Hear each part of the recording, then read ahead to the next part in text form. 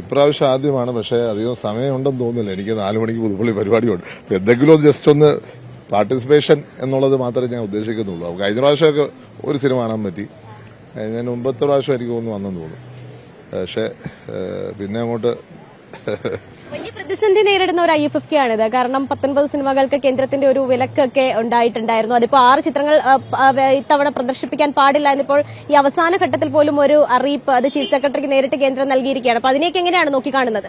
അല്ല, വിലക്ക് വന്നത് എല്ലാ പ്രൊസീജിയേഴ്സും ഫോളോ ചെയ്തിട്ടാണെങ്കിൽ അത് അംഗീകരിക്കാൻ പറ്റുന്നൊരു കാര്യമല്ല.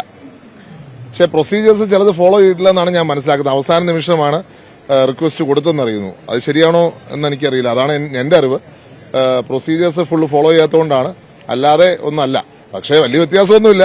ഇവിടെ ഒരു പാട്ട് പാടാൻ സമ്മതിക്കാത്തവർ സിനിമയെക്കുറിച്ച് ദുഃഖിക്കേണ്ട കാര്യമുണ്ടോ? ഒരു പാട്ട്, ആ പാട്ടിനെതിരെ വ്യാപകമായി കേസെടുക്കുന്നു, വ്യാപകമായി അതിനെ പിൻവലിക്കണമെന്ന് പറയുന്നു. ആ പാട്ട് പാടാൻ അനുവദിക്കാത്തവർ സിനിമയെക്കുറിച്ച് ദുഃഖിക്കേണ്ട കാര്യമുണ്ടോ? രണ്ടുപേരും ഒരു നയമല്ലേ ഫോളോ ചെയ്യുന്നത്. ഒരു വ്യത്യാസവും ഇല്ല. പാട്ടുപാടി ഒന്ന് പ്രതിഷേധിക്കുന്നു. പാട്ടുപാടി എന്താ, ഒരു പ്രശ്നമില്ല.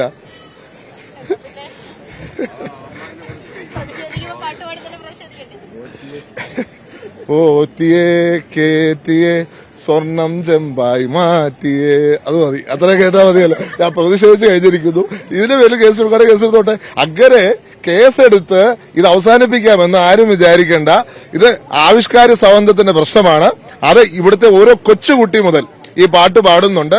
എല്ലാവർക്കെതിരെ കേസ് എടുക്കാനാണെങ്കിൽ ഇവിടുത്തെ ജയിലുകൾ പോരാതെ വരും എന്ന് ഈ ഗവൺമെന്റിനെ ഓർപ്പിക്കാൻ ആഗ്രഹിക്കുകയാണ്. അത് മാത്രമല്ല, 4 മാസത്തിനുള്ളിൽ ബാക്കി കൂടെ വനം അനുഭവിക്കേണ്ടി വരും. സർക്കാർ പറഞ്ഞിരുന്നത് 19 സിനിമകളും പ്രദർശിപ്പിക്കും, അനുവദിക്കുന്നത് 6 സിനിമകൾക്ക് പറ്റില്ല. അത് ചീഫ് സെക്രട്ടറിക്ക് കേന്ദ്രം കത്ത് നൽകി, അതുകൊണ്ട് പറ്റില്ല എന്നുള്ളതാണ്. ഞാൻ പറഞ്ഞില്ലേ, ആവിഷ്കാര സ്വാതന്ത്ര്യം എല്ലാ തരത്തിലും സംരക്ഷിക്കപ്പെടണം, എല്ലാവരുടെയും. അത് സിനിമയാണെങ്കിലും പാട്ടാണെങ്കിലും. ഇപ്പൊ ഈ സിനിമയെക്കുറിച്ച് ദുഃഖിക്കുന്നവർ ഈ പാട്ടിനെ കുറിച്ച് മിണ്ടാത്തത് എന്താന്ന് എനിക്കറിയാം. പാട്ടിനെ കുറിച്ച് ഇത്രയും ബഹളം വെക്കുന്നത് എന്തിനാന്ന് എനിക്ക് മനസ്സിലാവുന്നില്ല. ഞാൻ ചോദിക്കട്ടെ, പാട്ട് പാടിയതാണോ പ്രശ്നം? ശബരിമല പോലെ ഒരു പരിപാവനമായ ഒരു ദൈവസ്ഥാനത്ത് ഈ കൊള്ള നടന്നയാണോ പ്രശ്നം? അതിന് മറുപടി പറയട്ടെ. അതിനു മുമ്പ് അവിടുത്തെ ആചാരം ലംഘിച്ചതാണോ പ്രശ്നം, അതോ ഈ പാട്ടാണോ പ്രശ്നം? ഈ സർക്കാർ മറുപടി പറയണം.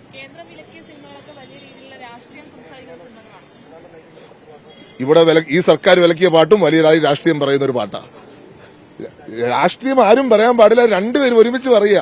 ഒരു വശത്ത് കേന്ദ്ര സർക്കാർ പറയുന്നു രാഷ്ട്രീയം പറയരുത്, മറുവശത്ത് കേരള സർക്കാർ പറയുന്നു പാട്ട് പാടരുത്. വ്യത്യാസമുണ്ടോ? മുണ്ടും ജാക്കറ്റും വ്യത്യാസം. ഞാൻ പറഞ്ഞില്ലേ, ആർക്ക് ഇഷ്ടമില്ലാത്ത കാര്യം അവർ വിലക്കും. കാരണം അവരെ സംബന്ധിച്ച് അത് ബാധിക്കുന്ന ഒരു പ്രശ്നമാണ്. അത് രണ്ടു കൂട്ടരും ഒരേപോലെ, ഒരു വ്യത്യാസമില്ല.